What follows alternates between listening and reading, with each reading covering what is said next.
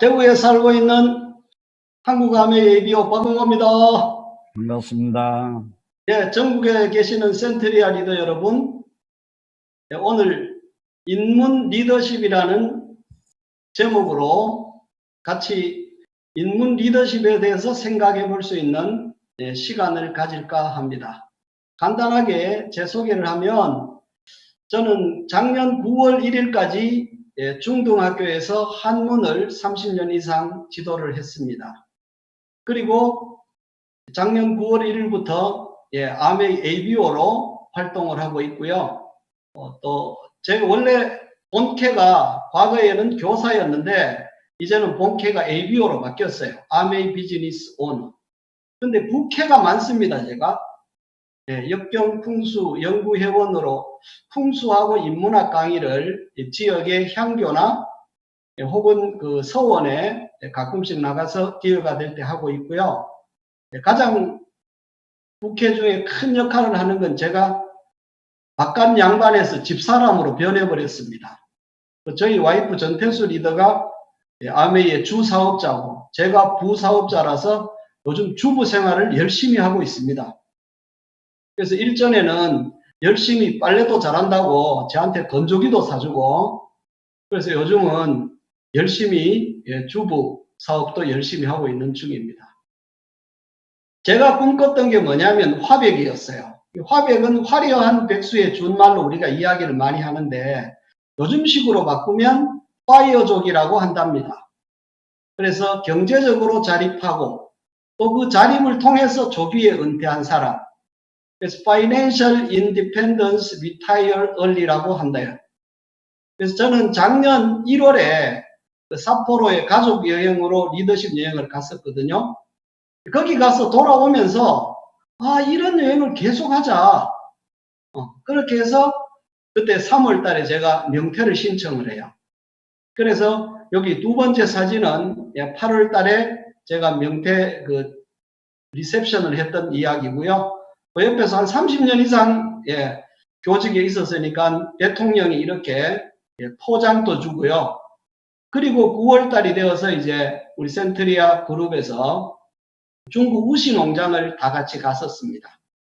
그래서 거기 한 사장님하고 농장의 그 핵심 스팟인 거기에서 사진도 찍었고요.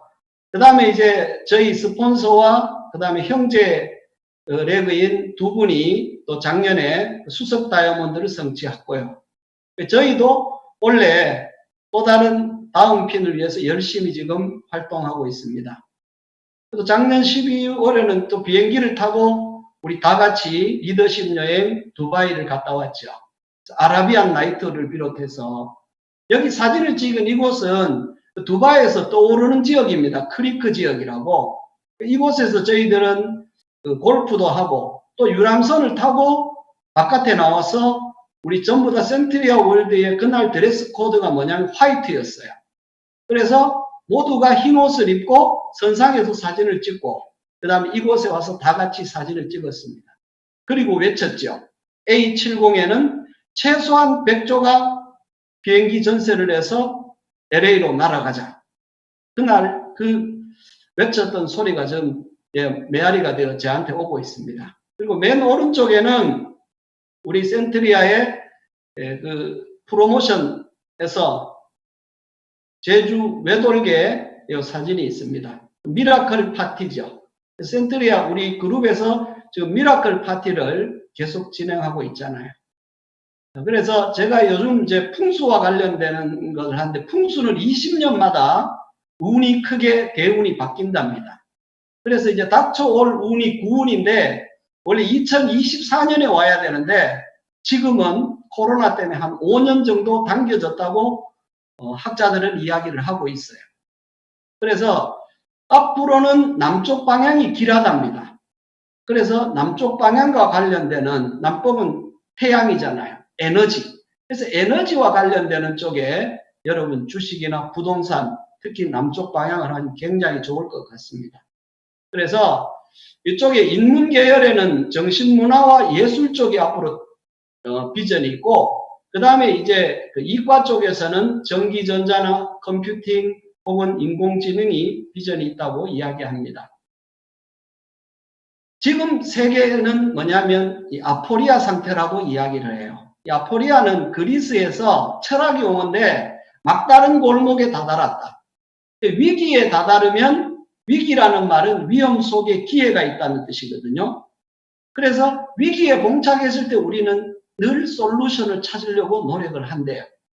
그래서 지금이 기회고 이 기회를 우리는 이미 알고 있기 때문에 앞서갈 수 있다라는 그런 생각을 합니다. 그래서 위기가 오고 난 뒤에 반드시 티핑 포인트가 온답니다. 저희도 IMF가 끝나고 난 뒤에 이 철밥통이라는 교직이 거의 선생님 중에 한 5분의 1이 학교를 그만두게 됐어요. 왜냐하면 전부 다 경제적인 부분, 남편이 부도를 맞았거나 그 다음에 서로 연체를 물게 됐거나 뭐 이런 보증을 썼거나 이런 부분 때문에 이 철밥통도 학교를 그만두더라고요. 그래서 저희들이 마침 그때 아메가 와서 스페어 파일을 준비하자. 그런 마음으로 아메를 시작했었죠. 그래서 20년 동안 모은 시간을 갖고 제가 지금 파이어 쪽이 됐다라는 거죠. 그래서 한국 아메에서는 새롭게 지금 마켓 5.0 시대가 열립니다. 현재 지금 소비 트렌드가 구독 경제 대비잖아요.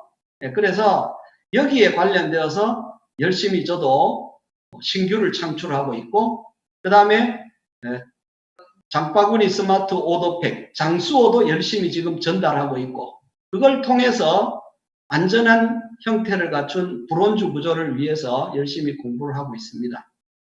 그래서 위기가 왔을 때는 이 유비무환이 중요하다. 준비가 있으면 근심이 없다라는 이야기겠죠. 그래서 리더님을 이 오프라인에서 만나 뵀었으면 이 열기를 서로 주고 받을 수 있었는데, 이제 앞으로는 어쩔 수 없이 온라인과 오프라인이 만나는 그 지점쯤으로 사업 형태가 바뀔 것 같습니다.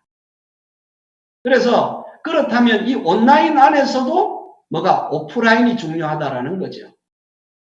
그래서 앞으로는 인문적 리더십이 중요하다.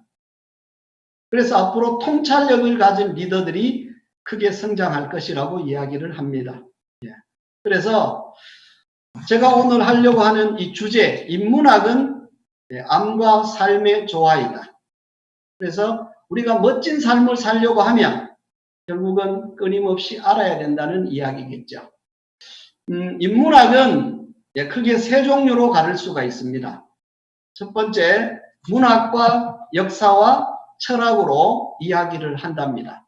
문학은 언어를 통해서 사람들의 감동을 기록해 놓은 것이고, 역사는 우리의 삶은 끊임없는 사건의 연속이잖아요. 이 사건이 하나 일어나면 거기에 대한 이론이 생기고, 그 다음에 사건 2가 생기면 이론 2가 생기죠. 그래서 이론들을 이렇게 모아놓은 그 기록해 놓은 책이 바로 역사가 아닌가 싶고요. 마지막에는 이 철학은요, 밝을 철자 배울 학자잖아요. 끊임없이 밝히는데 뭐를 밝히느냐? 인간과 그 다음에 이 세상의 관계, 근본 관계를 밝히는 지적 학문이라고 이야기를 합니다.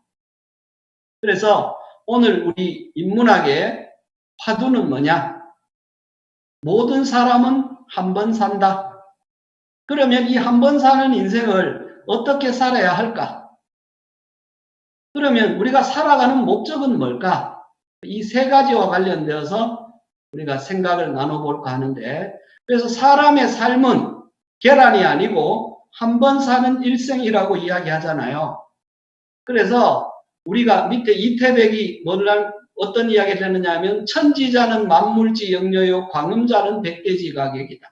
이 하늘과 땅, 우주라는 곳에는 만물이 잠시 와서, 영려는 여관이라는 뜻입니다. 잠시 머물다 가는 공간이고, 이 천지라는 공간 속의 빛과 그림자, 이 세월, 시간을 따라서, 시간이라는 나그네를 따라서 우리가 잠시 왔다가 떠나는 것이죠. 그런데 태어난 것, 그래서 일생은 B에서 D라고 이야기합니다. D는 birth, 해피 버스데이 아시죠? 우리가 울면서 태어날 때 세상 사람들은 탄생을 너무 기뻐했어요. 그러면 death 할 때는 우리는 기쁘게 죽게 되면 남은 자들은 슬퍼할 겁니다. 그래서 일생을 열심히 살기 위해서는 끊임없이 세상 변화에 맞추어서 살아가야 된다. 그래서 체인지가 중요하다는 이야기를 드리고 싶습니다. 아까 전에 우리 건강 이야기할 때 몸의 3대 영양소는 탄수화물, 지방, 단백질인데 그럼 우리 영혼의 3대 영양소가 뭐냐? 자유와 유능과 관계라고 이야기합니다. 늘 자유를 꿈꾸고 그 다음에 좀 더 나은 나를 위해서 끊임없이 배우고 연습하고 또 그리고 사람은 혼자서 살 수 없잖아요. 요즘 코로나 블루를 넘어서 레드가 되는 케이스가 많죠. 왜냐하면 사람이 사람을 못 만나니까. 그래서 끊임없이 상대와 소통하고 관계를 맺기 위해서 노력을 했을 때 우리는 행복감을 더욱더 느낀답니다. 근데 행복은 가만히 있으면 되는 게 아니고 끊임없이 어떤 목표를 설정해 놓고 목표를 향해서 끊임없이 진보해 나갈 때 앞쪽으로 계속 나아갈 때 행복을 더욱더 느끼게 된답니다. 여러분 잘 아는 메슬로 박사의 욕구 위계 이론 아시잖아요. 이 욕구 피라미드 모든 것을 한자로 아우른다면 꿈이라고 이야기할 수 있겠죠. 인간은 늘 꿈꾸는 존재입니다. 그래서 가장 아래쪽에 하위 욕구가 채워지면 그 다음에 욕구가 위로 계속 상승한다고 이야기들을 해요. 생리적 욕구, 그 다음에 안전에 대한 욕구. 지금 이 세이프티, 안전에 대한 욕구를 가장 강조를 하고 있죠. 코로나와 관련되어서. 이 다음 욕구가 이제 소속과 애정, 그 다음에 존중, 명예. 이게 사실은 1차적인 결핍의 욕구라고 한다면 2차적인 욕구는 내 혼자의 욕구가 아니고 함께하는 욕구죠. 성장의 욕구가 자아실현이라고 보통 이야기를 한답니다. 그래서 여러분 잘 아시는 그 디즈니랜드, 월트 디즈니 아시죠? 예. 그래서 월트 디즈니가 세 종류의 사람에 대해서 이야기를 했습니다. 첫 번째는 우물에 독을 타는 사람이 있대요. 이 사람들은 결국은 남에게 피해를 주는 사람. 그 다음에 두 번째는 잔디를 깎는 사람이 있답니다. 이분들은 기본적인 일을 다 하면서 자기 것만 하는 사람들이죠. 남에게 피해를 주지도 않고 받지도 않고 굉장히 개인주의적인 삶을 사는 사람. 그런데 세 번째 삶이 뭐냐면 삶을 풍요롭게 하는 사람이랍니다. 이런 분들은 따뜻한 말을 하고 친절한 행동을 하고 또 이 긍정적인 주변에 영향을 미쳐서 사회를 좀 더 좋게 나아가게 하는 사람이라는 거죠.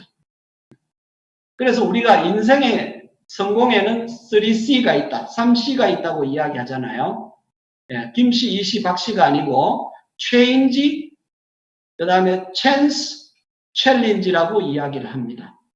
그래서 저는 오늘 그 chance는 운이라고 번역을 하는데 운보다는 기회가 더 중요하다는 이야기를 말씀드리고 싶어요. chance는 한자로 쓰면 운입니다. 이 운자는요, 이 군사 군자 옆에 달릴 주자예요. 그래서 군대가 움직이는 거는 아무도 모릅니다. 왜냐하면 군사가 움직이는 걸 알면은 전쟁에서 지기 때문에. 그래서 이 운이라는 말은 아무도 모르고 번개처럼 갑자기 찾아온다고 이야기들을 해요.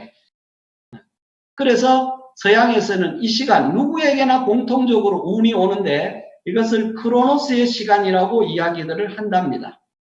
그래서 동양에서는 이 명리학에서는 10년 단위로 운이 온다고 이야기하고요. 그 다음에 이 풍수학에는 아까 20년 단위로 운이 바뀝니다. 10년 단위로 와서 우리가 강산이 변할 때 10년이라고 그러죠. 그래서 10년 단위, 왜냐하면 손가락이 10개인데 이게 음양 오행에서 출발이 됐거든요. 그래서 모든 숫자를 십진법으로 쓰고 있어요. 그래서 10년 단위로 모든 게 변화를 준다고 명리학에서는 10년, 대운 들어온다. 그 다음 풍수학에서는 20년이에요. 20년인데 9수로 계속 바뀐다. 그 다음에 30년이 들어오는 거는 뭐냐면 잘 아시다시피 서양 점성술에서 왔습니다. 그래서 이 토성의 그 공전 주기가 28.5년에서 30년이래요. 그래서 보통 한 세대를 30년으로 잡고 있잖아요.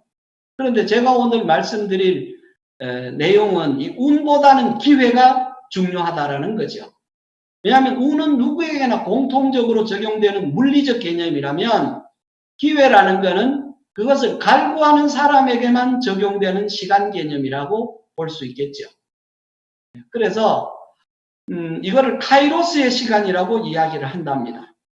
바로 아메이의 기업 이념이 바로 그렇죠. 성공을 꿈꾸는 모든 사람에게 성공의 기회를 제공하는데 이 성공의 기회가 본인의 노력에 의해서 그 기회를 계속 쌓아간다면 나중에 자유인이 될 수 있다는 이론이죠. 그래서 우리가 아메이의 Opportunity Meeting이라고 합니다. OM을 기회의 만남이라고 이야기하잖아요. 그래서 이 카이로스 왼쪽에 보시면 그리스 신화의 기회의 신이 카이로스입니다. 결론은 뭐냐면 빨리 결단을 해라. 당신 옆에 항상 기회는 있다. 그러나 결단을 하느냐 안 하느냐에 따라서 내 것이냐 그냥 기회로 남느냐 이런 차이로 볼 수 있겠죠. 그 다음 두 번째는요. 체인지입니다. 이 체인지를 제가 한문으로 바꿔봤어요. 체인지를 했다는 거죠. 그래서 몸체자, 몸소 체험하라. 두 번째는 이는 어질 인자입니다. 인간을 사랑하라. 세 번째는 지, 끊임없이 공부하라. 알물 추구하라. 이렇게 이야기할 수 있겠습니다. 여러분 이 그림 보시면 이 그림이 나중에 한자로 이렇게 변화가 되는데 어떤 글자로 생각이 되십니까? 여기 보시면 아래쪽에 이게 바로 갑골문인데 성인 성자를 나타내는 겁니다. 그러니까 성인은 가장 귀가 큰 사람이죠. 그러니까 모든 세상의 소리를 잘 경청하는 사람. 거룩할 성자입니다. 그래서 갑골문은 이렇게 그랬죠. 갑은 잘 아시다시피 거북의 등껍질, 볼은 물속뼈. 여기에다가 사람들이 뭐를 했느냐면 예술활동을 해서 그림을 그렸습니다. 그 다음에 이제 금문으로 가요. 이 쇠붙이에다가 무늬를 새기는데 이 청동시대인데 그죠? 그래서 오래된 큰 소치라든가 그렇지 않으면 종에다가 이렇게 그림을 그렸고요. 그 다음에는 이 소전은 중국 진시황 때 썼던 드디어 이제 대나무 쪽을 잘라서 이 쇠를 불에 구워서 이렇게 아주 원형으로 그림을 그렸어요. 그러다가 지금 현재 한자는 이렇게 해서 정자체로 바뀌게 됐습니다. 제가 말씀드리고 싶은 것은 이 거룩한 사람을 성인이라고 하죠. 근데 이분들은 특징이 뭐냐면 태생적 한계를 극복하고 자기가 삶을 다할 때까지 끝까지 꿈을 추구했다는 거죠. 그래서 그 꾸준하게 노력한 내용이 나중에 인류에게 긍정적 영향을 끼친 거룩한 사람이라는 거예요. 그래서 이 세계 4대 성인을 주로 이야기합니다. 석가모니는 자비를 이야기하셨고 예수께서는 사랑을 이야기하셨고 소크라테스는 진리를, 공자는 인을 이야기했잖아. 그죠? 근데 오늘 4대 성인 다 모실 수는 없고요. 그래서 전생을 알고 싶으면 석가모니한테 가가 물어보면 되고 그 다음에 다가오는 사후세계 내 생은 예수님께 천국을 물어보면 된답니다. 소크라테스는 누가 물어봤을까요? 나훈아가 물었잖아. 그죠? 그래서 지금 지겨울 때쯤 됐는데 다 같이 한번 노래 한 곡 해볼까요? 제가 하겠습니다. 아, 테스형 세상이 왜 이래 왜 이렇게 힘들어 아, 테스형 소크라테스형 사랑은 또 왜 이래 아, 삑사리가 났습니다. 죄송합니다. 그 다음은 너 자신을 알려면 툭 내뱉고 간 말을 내가 어찌 알겠소? 모르겠소 테스형. 테스형도 모르는 거예요. 그래서 테스형은 진리는 뭐예요? 악법도 법이다. 너 자신을 알아라. 이렇게 하고 떠나갔습니다. 그런데 공자는 우리에게 인이라고 하는 삶의 핵심 실천 항목을 이야기하게 됩니다. 자, 그래서 오늘 왼쪽에 여러분 공자님 보시면 초상화가 이렇게 생겼습니다. 유교무르라고 공자가 가장 위대하게 된 사자성어가 이겁니다. 있을 유자 가르칠 교자죠. 공자는 정치인으로 출발했지만 교육자로서 생을 마쳤는데 이 학생을 가르칠 때는 유를 따지지 않았다. 신분을 따지지 않았다. 그 당시에는 신분제 사회였거든요. 근데 누구나 다 제자로 받아들였죠. 그리고는 공자는 뭘 했다고요? 종신토록, 평생토록 배우고 익혔습니다. 어디에서?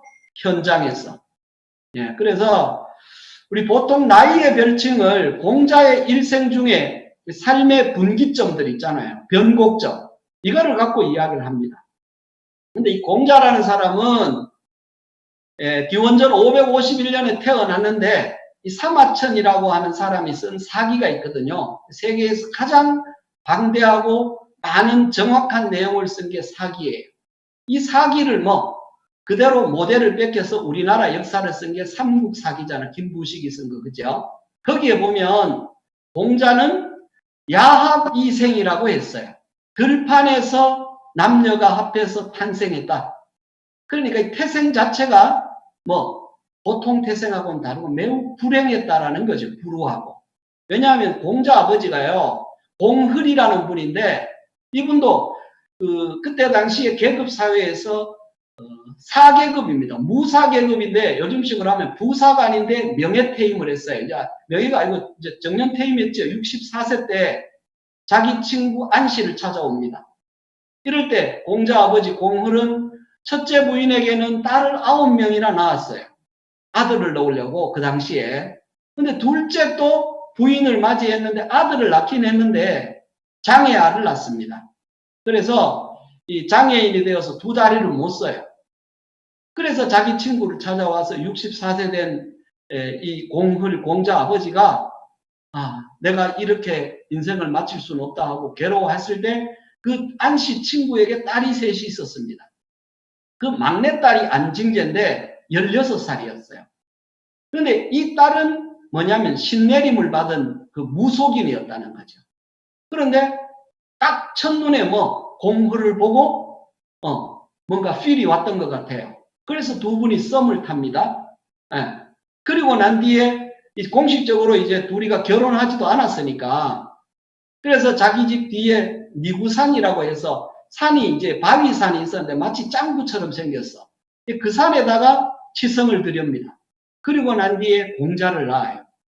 공자도 그 산에서 치성을 들여서 태어났다고 공자가 이마가 푹 꺼져 있습니다. 그래서 공자 이름이 공짱구예요. 짱구. 공구입니다. 그래서 이분이 이제 어릴 때 그래 태어났는데 3살 때 아버지가 돌아가셔요. 그리고 엄마는 뭐냐면 무속인이잖아. 종합예술인이잖아요. 그래서 무속인은 다 할 줄 알잖아. 그죠? 노래도 부르고 춤도 추고 연기도 하고 그 다음에 제일 중요한 거는 늘 신께 제례를 올릴 때 이렇게 제사상을 차립니다. 거기에는 뭐냐면 세상에 화려하지만 질서가 있죠. 음식들이. 그래서 맨 앞에는 국가밥, 그 다음에 고기, 나물 반찬, 맨 끝에는 뭐가 있습니까? 디저트가 있고 왼쪽엔 떡이 있잖아요. 이런 것을 보면서 공자가 살던 시대는 본인도 힘들었지만 시대도 아포리아 상태였어요. 그래서 공자는 꿈을 꾸기 시작하면 세상을 한번 바꿔봐야 되겠다. 내가 조금이라도 기여를 해야 되겠다. 그러면서 공자가 살고 있었던 나라는 그때 당시에 천하의 천자는 주나라였는데 주나라의 작은 나라가 노나라에 태어났거든. 공자는요. 주나라를 세운 사람이 누구냐면 그 주나라 무왕이 초대 황제 천자였고요. 그 다음에 이제 무왕의 동생이 있어요. 주공이라는 분. 이 사람이 자기 형 일지중자 12살 된 성왕을 천자로 만들어서 잘 보필하고 주나라의 시스템을 잘 만들었어요. 그리고 봉건 제도를 실시했죠. 천자가 중국의 중앙에 있으면서 각 지역의 영토를 할양해서 거기에서 자치적으로 활동을 하고 세금을 받아서 천하를 이렇게 시스템을 돌렸어요. 그래서 공자의 멘토는 주공이었다. 그래서 나도 주공과 같이 내 꿈을 실현하겠다. 근데 공자는 이제 그 귀족 중에 하급 귀족이니까 출세를 하려면 벼슬을 통해서 국가고시를 통해서 정치인이 될 수밖에 없었죠. 그래서 어린 시절에는 고생을 엄청 했습니다. 그래서 아버지는 일찍 돌아가셨죠. 엄마는 무속인이지. 그 다음에 신체는 굉장히 건장했어요. 평생 감기 한 번 안 했다는 분입니다. 그래서 이분이 이제 뭘 하셨느냐 하면 어릴 때 요즘식으로 하면 정화조 청소를 했어요. 그리고 또 머리가 좋아서 회계 업무도 봤어요. 그래서 지역에는 뭐냐면 공자를 따르는 사람이 엄청 많았어요. 덩치는 엄청 큰 무인인데 사람이 또 굉장히 부드러웠답니다. 그래서 이제 15살이 되어서 꿈을 꾸기 시작했지요. 그걸 우리 지학이라고 합니다. 배움의 뜻을 두는. 그리고 30살이 돼가 15년간 공부를 하니까 드디어 이제 기초가 확립되었다고 30은 이립이라 그래요. 또 그리고 10년이 지나서 40살이 되어서 그 어떤 유혹에도 흔들리지 않고 자기가 걸어온 길에 의욕이 없었다고 불혹이라고 하고요. 그 다음에 50살이 되어서 이제 드디어 자기가 이 세상에 온 이유를 알았답니다. 사명감. 그래서 50을 지천명에서 천자 빼고 두자로 지명의 나이. 그리고 60살이 되어서 이제 귀입자 순할 순자. 아마 여기 때 성인의 경지에 들은 것 같아요. 세상의 모든 소리를 다 경청하고도 마음의 동요가 일어나지 않았대요. 그래서 이순. 그 다음에 70살이 되어갖고는 종심소욕 부르건데 마음 내키는 대로 행동해도 도덕적으로나 법적으로 아무런 저촉이 안 됐다. 아마 자유인의 경지에 이르지 않았을까 이렇게 저는 봅니다. 그래서 이 공자라는 분이 왜 공자냐면 세계 최초의 대학을 세웠던 사람이죠. 그때 당시에 귀족들은요 개인적으로 집안에서 뭔가 전수를 했어요. 가회를 하고. 그런데 공자는 보통 대학을 열었다는 거죠.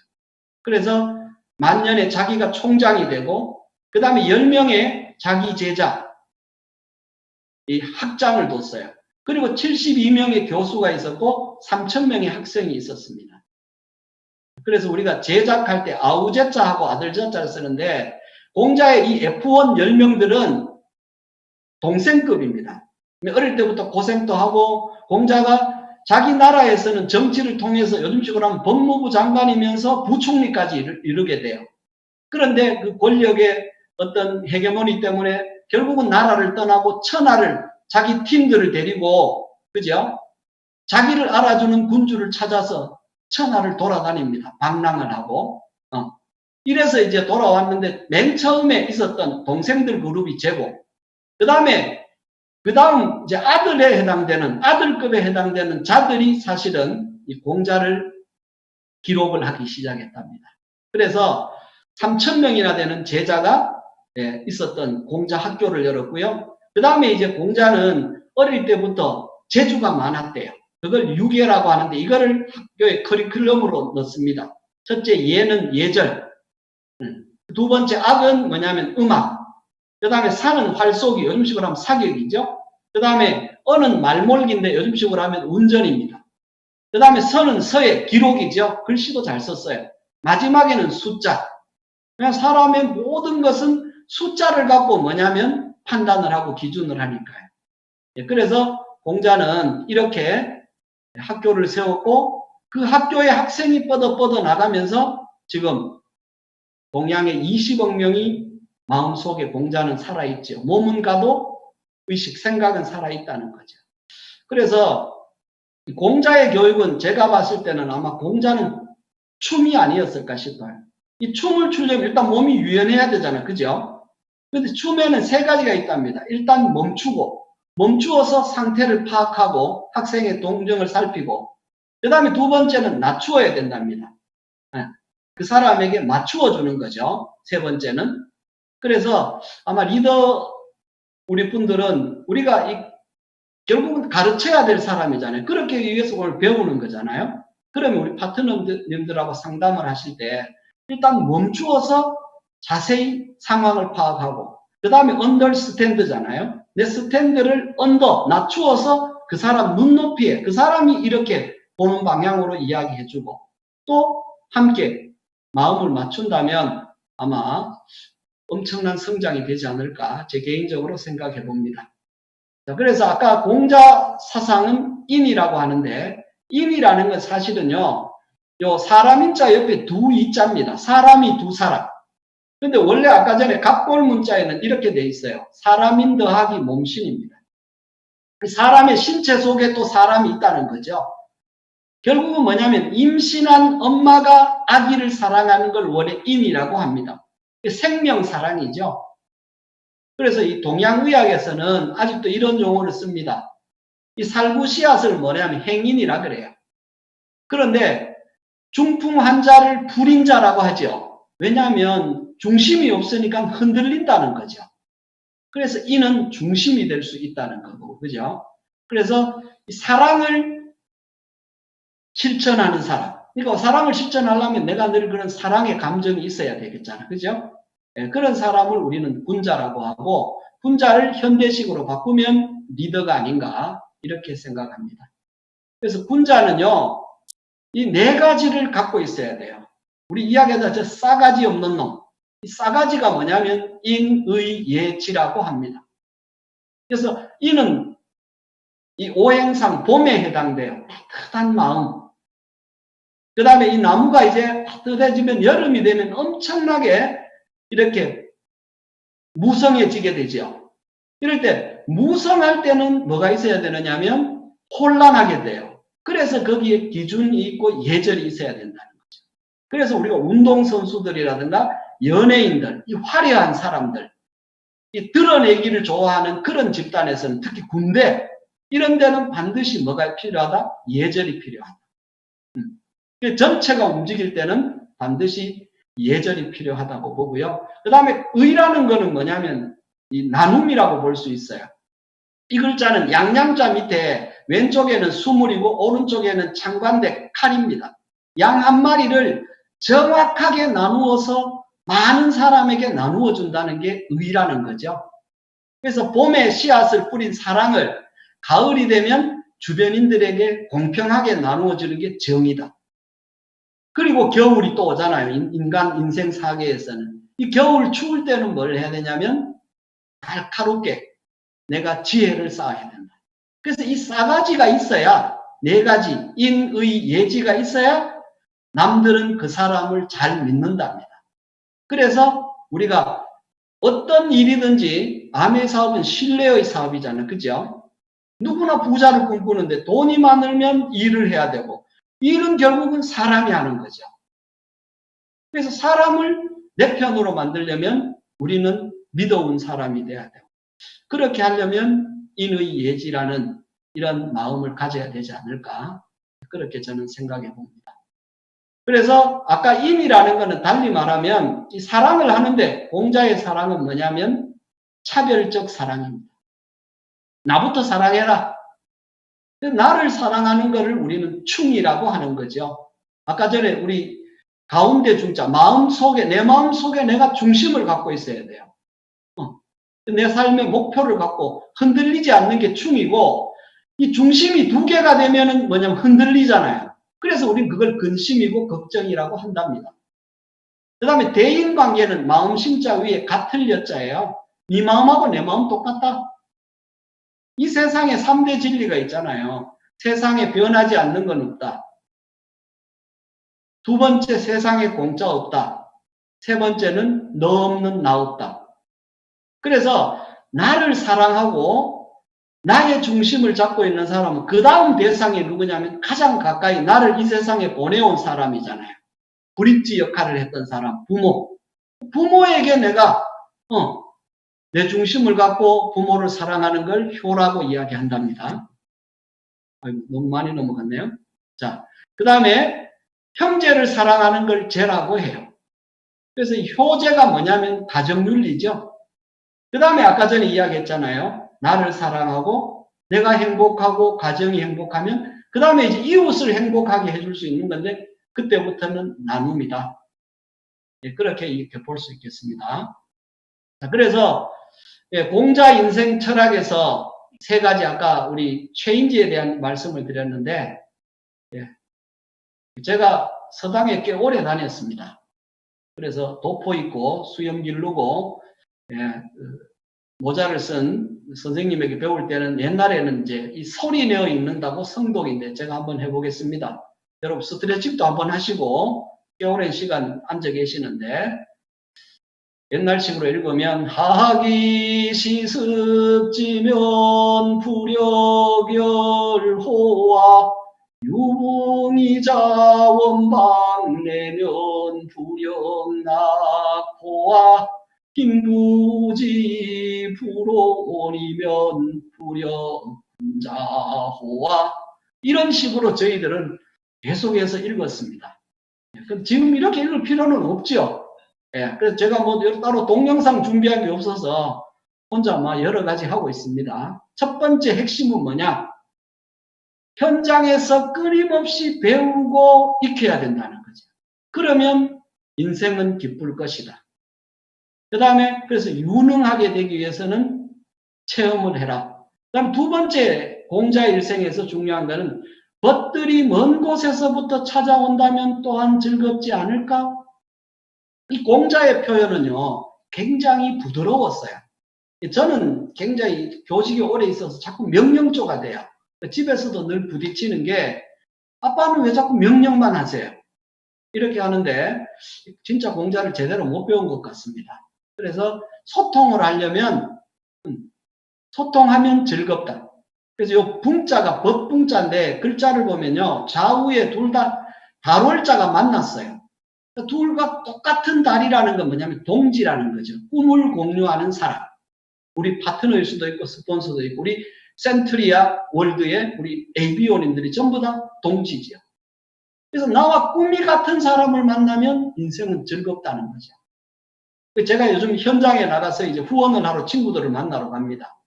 만나러 가면 제가 한 5년 당겨서 명퇴를 했거든요. 그러니까 전부 다 부러워해요.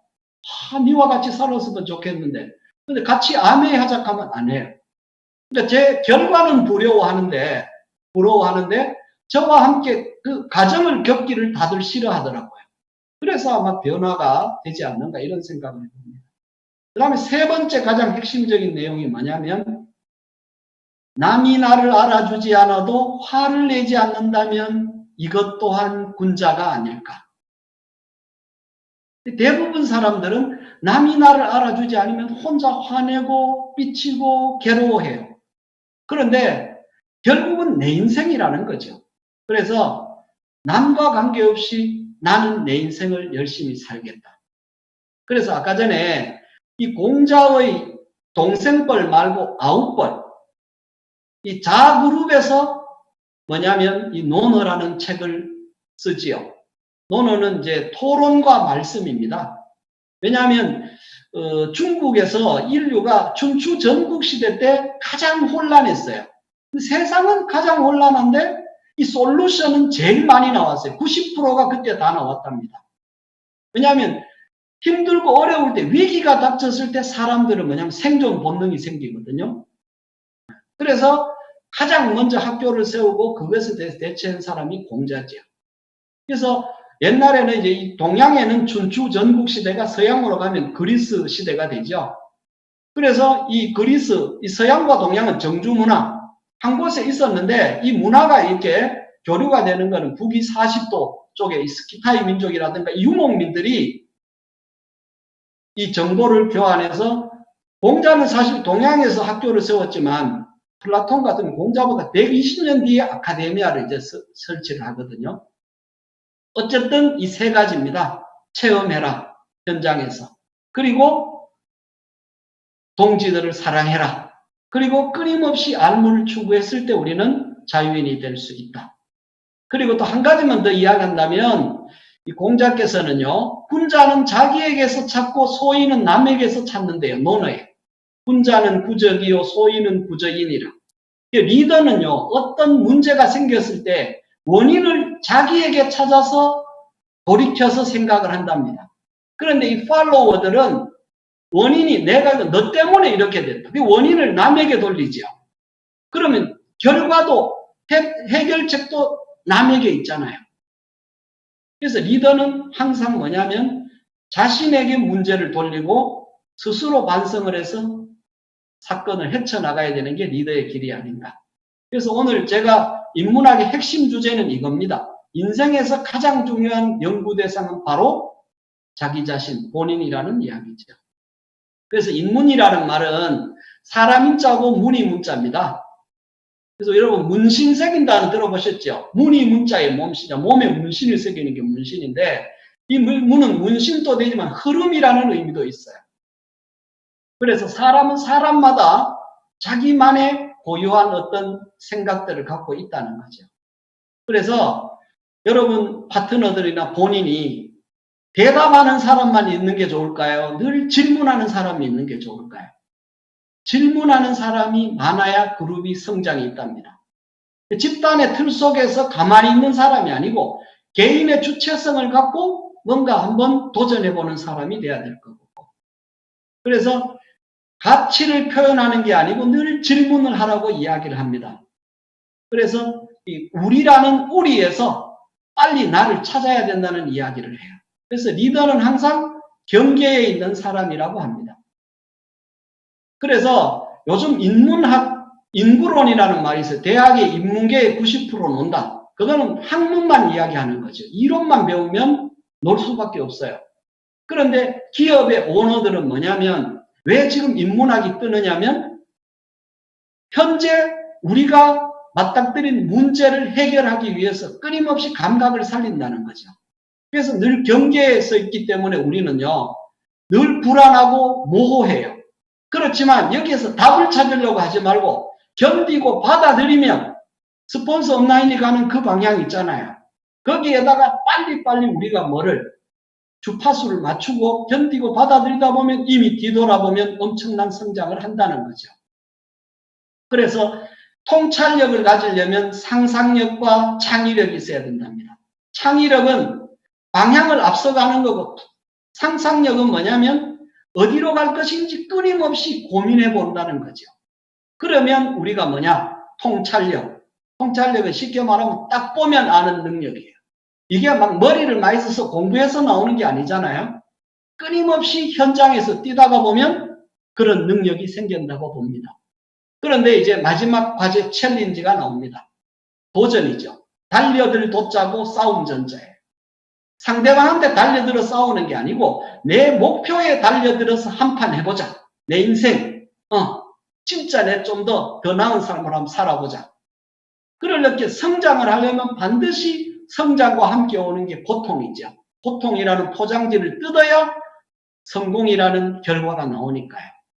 그래서 제가 좋아하는 그 문구 중에 이 공자를 성인으로 만든 사람은 공자의 F4에 해당되는 맹자라는 사람이에요. 그래서 맹자의 이 말을 제가 많이 인용을 합니다.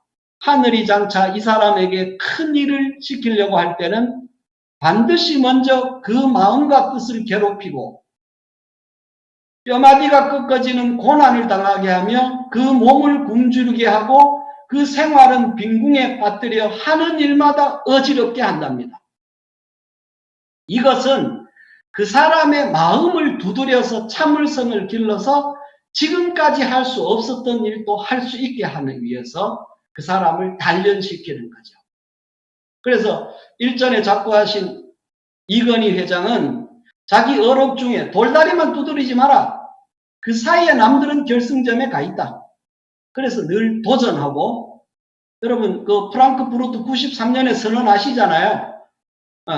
그래서 마누라 와이프하고 자식만 빼놓고 다 바꿔라. 이런 이야기를 했잖아요.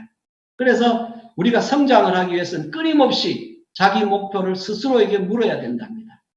부자가 되면요. 아메의 성공은 3리치잖아요. 첫 번째 머니 리치, 두 번째 타임 리치. 이 두 가지만 되면 프렌드 리치는 저절로 됩니다. 제가. 그래서 첫째 돈으로부터 해방이 되는 부자라는 개념은요. 돈으로부터 해방되는데 중요한 건 지금 하고 싶은 거 하는 사람이에요. 그 지금 하고 싶은 거를 빨리 할 수 있는 리더님들이 돼야 될 것 같고요. 과거의 부자들은 동서양의 황제들이었는데 현재 부자들은 기업가입니다. 그래서 이건희 회장이 이야기했어요. 사류, 정치인들은 사류다. 그리고 관료들이나 그 다음에 언론인은 삼류다. 기업가들은 이류다. 인류는 말하지 않았어요. 바로 나다라는 거죠. 여러분 자신이 인류가 돼야 된다는 겁니다. 그래서 우리는 세상에 없는 부자 리치와 제이. 저는요. 세계 4대 성인에 한 분 더 5대 성인을 꼽으라면 니치와 제이를 꼽고 싶어요. 이분들은 치열하게 열심히 살았거든요.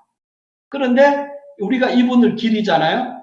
그러면 시간이 지나면 이분들이 아마 성인의 반열에 오르지 않을까. 감히 저는 그렇게 생각하고 있습니다. 자, 그래서 마지막 한 말씀은요. 공자가요. 일생을 73년을 살았습니다. 천하를 떠돌다가 64세에 다시 아버지 나이에 자기 고국에 돌아와요. 그리고 난 뒤에 이제 제자를 통해서, 복제를 통해서 자기 꿈을 실현하려고 했어요. 그래서 주역이라는 책을 가죽꾼이 3번 떨어질 때까지 읽었던 책입니다. 옛날의 책은요, 그 대나무에다가 가죽꾼을 엮어서 두루마리로 해가 다녔거든요. 거기에 보면 가장 공자가 좋아했던 말이 적선지가 필히 여경이다. 선행을 쌓은 집안에는 반드시 좋은 남는 경사가 있다. 그래서 우리도 앞으로 부자 가문의 원조 1세가 돼야 되지 않을까 그렇게 생각합니다. 그러려면 나부터 행복하고 그 다음에 가정이 행복한 제가 온 나라가 행복한 지구 세계 평화까지도 할 수 있지 않을까 싶고요. 이 마하트마 간디라는 사람은 이 말을 남겼대요. 내일 죽을 것처럼 살고 영원히 살 것처럼 배워라. 내일 죽을 것처럼 산다는 건 치열하게 산다는 거죠. 영원히 살 것처럼 배우라는 거는 이 나이에 내가 하는, 왜냐하면 언제 갈지 모릅니다. 그래서 최선을 다해서 보람찬 삶을 살아라고 간디가 이야기를 했습니다. 예, 마지막입니다. 한번 왔다 가는 인생은 소풍이잖아요. 그래서 이 즐겁고 신나게 살려면 끊임없이 우리는 꿈을 위해서 열심히 은근과 끈기를 발휘해야 되지 않을까 싶습니다. 센트리아 그룹은요, 여러분이 꿈꾸는 것 모든 걸 이룰 수 있는 시스템을 갖고 있어요. 그래서 우리가 누구나 여러분이 공자이고요, 여러분이 리치와 제이입니다.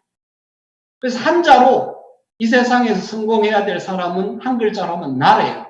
2글자로 하면 또나, 3글자로 하면 진짜납니다.